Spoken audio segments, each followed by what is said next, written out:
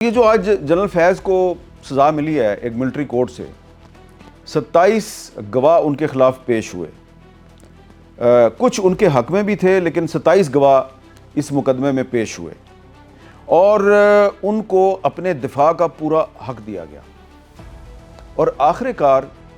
پاکستان کی تاریخ میں پہلی دفعہ ISI کے کسی سابق سربراہ کو، کسی سابق کور کمانڈر کو ان کے اپنے ہی ادارے کی بنائی گئی عدالت کی طرف سے 14 سال قید کی سزا دی گئی، اور یہ کوئی فوری طور پہ نہیں ہوا، کوئی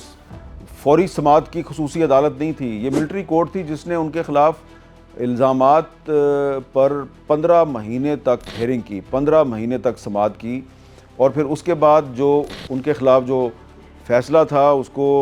GHQ کی جیک برانچ کے پاس بھیجا گیا، انہوں نے اس فیصلے کو ریویو کیا، اس کی ایویلیویشن کی، اور اس کے بعد وہ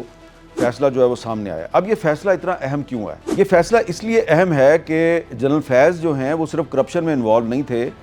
وہ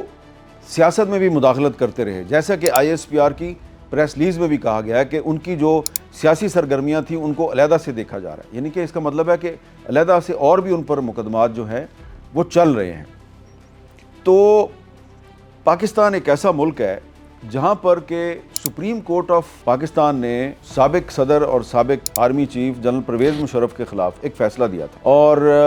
کہا کہ جی یہ آدمی جو ہے یہ آئین کی خلاف ورزی میں ملوث ہے، اس پر آئین کے آرٹیکل 6 کے تحت مقدمہ چلایا جائے۔ پھر ایک اسپیشل کورٹ بنائی گئی، اس اسپیشل کورٹ نے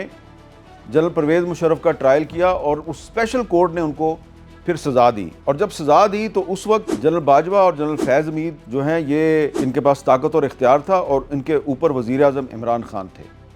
اور جسٹس وقار سیٹھ جنہوں نے جنرل مشرف کو سزا سنائی تھی، ان کو